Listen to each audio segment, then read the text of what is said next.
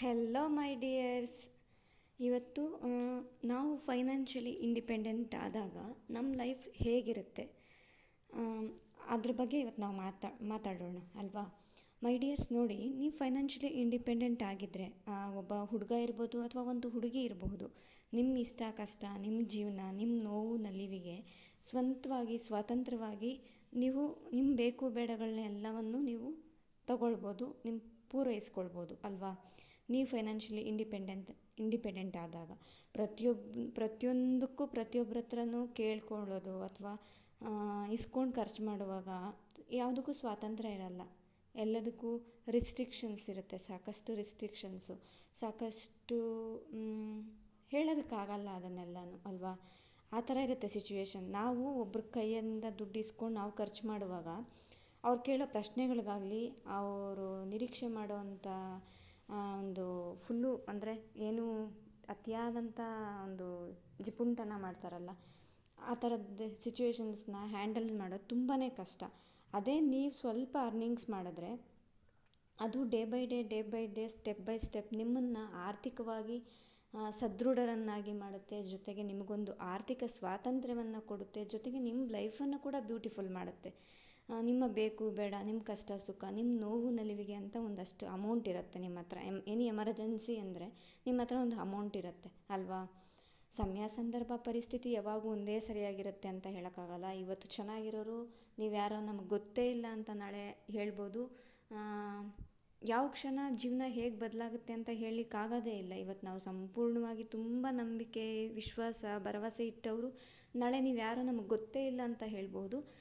ಜೀವನದಲ್ಲಿ ಎಲ್ಲದಕ್ಕೂ ರೆಡಿಯಾಗಿರಿ. ಅಂದರೆ ಯಾರಿದ್ದರೂ ಯಾರಿಲ್ಲದೆ ಇದ್ದರೂ, ಏನಿದ್ದರೂ ಏನಿಲ್ಲದೆ ಇದ್ದರೂ ಜೀವನ ಮಾಡೋದಕ್ಕೆ ರೆಡಿಯಾಗಿರಿ. ಯಾರನ್ನೋ ನಂಬಿ ಬದುಕೋದಕ್ಕಿಂತ ನಿಮ್ಮನ್ನು, ನಿಮ್ಮ ದುಡಿಮೆಯನ್ನು ನಂಬಿ ನೀವು ಬದುಕಿ ಅಲ್ವಾ. ಹಾಗೆಯೇ ಇನ್ನೊಂದು ನೋಡಿ, ದೇವ್ರನ್ನ ಬೇಡ್ಕೊಳ್ಳೋವಾಗ ಹೇಗೆ ಬೇಡ್ಕೊಳ್ತೀರ ಗೊತ್ತಾ. ಫೈನಾನ್ಷಿಯಲಿ ನಾನು ಇನ್ನೊಬ್ರಿಗೆ ಕೊಡುವಂಥ ಶಕ್ತಿನ ನನಗೆ ಕೊಟ್ಟು ಕಾಪಾಡು ಅಂತಲೇ ದೇವ್ರನ್ನ ಕೇಳಿ. ಯಾಕೆ ಗೊತ್ತಾ, ಕೊಡೋ ಕೈ ಯಾವತ್ತೂ ಮೇಲೇ ಇರುತ್ತೆ, ಇಸ್ಕೊಳ್ಳುವ ಕೈ ಯಾವತ್ತೂ ಕೆಳಗಡೆನೇ ಇರುತ್ತೆ. ಹಾಗಾಗಿ ಒಬ್ರು ಕೊಡೋ ಶಕ್ತಿನೇ ಕೊಟ್ಟು ನನ್ನನ್ನು ಕಾಯಪ್ಪ ದೇವರೇ ಅಂತ ಭಗವಂತನ ಪ್ರಾರ್ಥನೆ ಮಾಡಿ. ಇದು ನಮ್ಮ ತಂದೆ ಸದಾಕಾಲ ನಮ್ಗೆ ಹೇಳೋರು, ನಾವು ಚಿಕ್ಕ ಮಕ್ಕಳಿರ್ಬೇಕಾದ್ರೆ. ಕೊಡೋ ಕೈ ಯಾವತ್ತೂ ಮೇಲೆ ಇರುತ್ತೆ, ಇಸ್ಕೊಳ್ಳೋರ ಕೈ ಯಾವತ್ತೂ ಕೆಳಗಿರುತ್ತೆ. ಹಂಗಾಗಿ ಆ ಭಗವಂತನ ಹತ್ರ ನಾವು ನಮಗೆ ಒಬ್ರು ಕೊಡೋ ಶಕ್ತಿನೇ ಕೊಟ್ಟು ಕಾಪಾಡಪ್ಪ ಅಂತ ಬೇಡ್ಕೊಳ್ಬೇಕು ಅಂತ ಹೇಳೋರು. ಅದು ನನಗೆ ಸತ್ಯ ಅನಿಸುತ್ತೆ ನಿಜವಾಗ್ಲೂ. ಇವಾಗ ನೋಡಿ, ಬೇಕಂದರೆ ನೀವು ಸ್ವಲ್ಪ ಸಂಪಾದನೆ ಮಾಡುವಾಗ ನಿಮಗಿರುವಂಥ ಸ್ವಾತಂತ್ರ್ಯ, ಮತ್ತು ಇನ್ನೊಬ್ರು ಏನಪ್ಪ ಅಂದರೆ, ಇವಾಗ ನಿಮ್ಗೆ ಯಾರೋ ಒಂದು ಏನೋ ಕಷ್ಟ ಸುಖ ನೋವು ನಲಿವು ಅಂತ ನಿಮಗೆ ಒಂದಷ್ಟು ಅಮೌಂಟನ್ನು ಕೊಟ್ಟರೆ, ಅದು ಥೌಸಂಡ್ಸಲ್ಲಾಗಿರ್ಬೋದು, ಲ್ಯಾಕ್ಸಲ್ಲಾಗಿರ್ಬೋದು, ಅಂದರೆ ಲಕ್ಷಗಳಲ್ಲಾಗಿರ್ಬೋದು ಅಥವಾ ಸಾವಿರಗಳಲ್ಲಾಗಿರ್ಬೋದು. ಯಾರಾದರೂ ನಿಮ್ಗೆ ಅಮೌಂಟ್ ಕೊಟ್ಟಾಗ ಅವ್ರಿಗೇನು ಅನಿಸ್ತಿರುತ್ತೆ, ನಾವು ಅವ್ರಿಗೆ ಅಮೌಂಟ್ ಕೊಟ್ವಿ ಅಂತ ಅನ್ನಿಸ್ತಾ ಇರುತ್ತೆ ಅವ್ರಿಗೆ. ನಿಮಗೇನಂತ ಅನಿಸ್ತಾ ಇರುತ್ತೆ, ಅಯ್ಯೋ ನಾವು ಅವ್ರ ಹತ್ರ ಅಮೌಂಟ್ ಇಸ್ಕೊಂಡ್ವಿ, ಕೊಡೋಕ್ಕಾಗ್ತಿಲ್ಲ, ಕೊಡಬೇಕು ಅಂತ ಅನ್ನಿಸ್ತಿರುತ್ತೆ ಅಲ್ವಾ. ಅದೇ ಕಷ್ಟ ಸುಖ ನೋವು ನಲಿವಿಗೆ ನಮ್ಮ ಹತ್ರ ಒಂದಷ್ಟು ಅರ್ನಿಂಗ್ಸ್ ಅಂತ ಇದ್ದರೆ, ನಮ್ಮ ಹತ್ರ ಒಂದಷ್ಟು ಅಮೌಂಟ್ ಅಂತ ಇದ್ದರೆ ಎಷ್ಟು ಬೆಟರ್ ಅಲ್ವಾ. ನಿಜ ಅಲ್ವಾ ಸ್ನೇಹಿತರೆ. ನಾವು ಯಾರಿಗಾದ್ರೂ ಕೊಡಬೇಕಂದ್ರೂ ಕೈ ಎತ್ತಿ ಸ್ವತಂತ್ರವಾಗಿ ಕೊಡ್ತೀವಿ. ಮತ್ತು ನಮಗೇನಾದರೂ ಬೇಕಂದ್ರೂ ನಾವು ಸ್ವತಂತ್ರವಾಗಿ ತೊಗೊತೀವಿ. ಒಬ್ರ ಮೇಲೆ ಡಿಪೆಂಡ್ ಆಗಿರಲ್ಲ, ಪ್ರತಿಯೊಂದಕ್ಕೂ ಒಬ್ರ ಮೇಲೆ ನಾವು ಅವಲಂಬಿತರಾಗಿರೋದು ಜೀವನಕ್ಕೂ ಸ್ವತಂತ್ರವಾಗಿ ಬದುಕುವ ಜೀವನಕ್ಕೂ ತುಂಬಾ ವ್ಯತ್ಯಾಸ ಇರುತ್ತೆ. ನೀವು ನೋಡಿ, ಒಬ್ಬರ ಹತ್ರ ಇಸ್ಕೊಂಡು ಖರ್ಚು ಮಾಡಿ ನೋಡಿ, ಅದು ಎಷ್ಟು ಡಿಫಿಕಲ್ಟೀಸ್ ಇರುತ್ತಂದರೆ ತುಂಬಾ ಕಷ್ಟ. ಅದೇ ನೀವು ಅರ್ನಿಂಗ್ಸ್ ಮಾಡಿ ಖರ್ಚು ಮಾಡಿ ನೋಡಿ, ಅದರಲ್ಲಿ ಸಿಗೋ ಸಂತೋಷ, ಖುಷಿ, ನೆಮ್ಮದಿ, ಆತ್ಮತೃಪ್ತಿಯೇ ಬೇರೆ ಅಲ್ವಾ. ಹಾಗಾಗಿ ಮೈ ಡಿಯರ್ಸ್, ಒಂದು ಹೆಣ್ಣುಮಗು ಆಗಿರ್ಬೋದು, ಒಂದು ಗಂಡು ಮಗು ಆಗಿರ್ಬೋದು, ಸಾಧ್ಯವಾದಷ್ಟು ಹಾಗಂತ ನಿಮ್ಮ ಆರೋಗ್ಯವನ್ನು, ಮಾನಸಿಕ ಆರೋಗ್ಯ, ದೈಹಿಕ ಆರೋಗ್ಯ ಹಾಳು ಮಾಡ್ಕೊಂಡು ನೀವು ದುಡಿರಿ ಅಂತ ನಾನು ಹೇಳ್ತಾ ಇಲ್ಲ.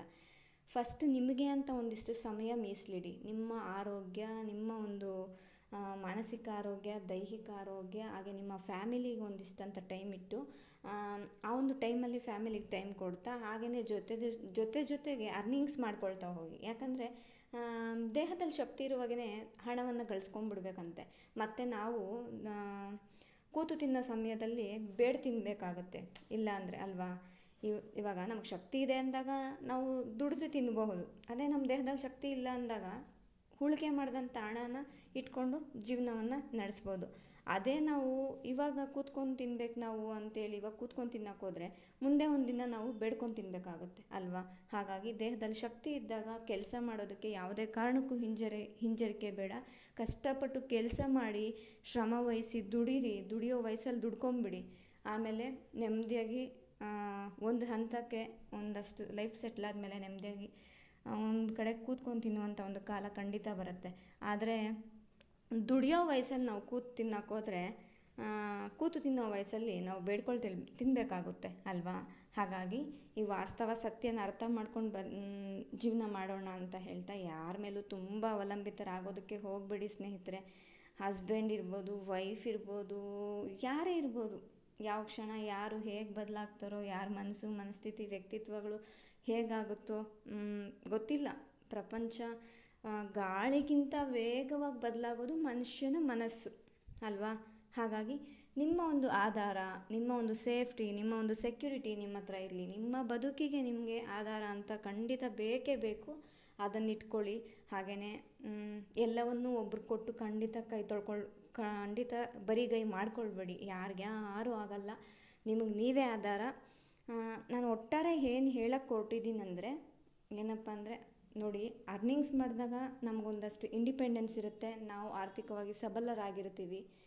ಅದು ನಮಗೊಂಥರ ಶಕ್ತಿ ಕೊಡುತ್ತೆ ಅಲ್ವಾ. ಹಾಗಾಗಿ ಟೈಮ್ ವೇಸ್ಟ್ ಮಾಡದೆ ಅರ್ನಿಂಗ್ಸ್ ಮಾಡೋ ಟೈಮಲ್ಲಿ ಅರ್ನಿಂಗ್ಸ್ ಮಾಡಿಬಿಡಿ ಅಂತ ಹೇಳ್ತಾ ಎಲ್ಲರಿಗೂ ಶುಭವಾಗಲಿ. Thank you.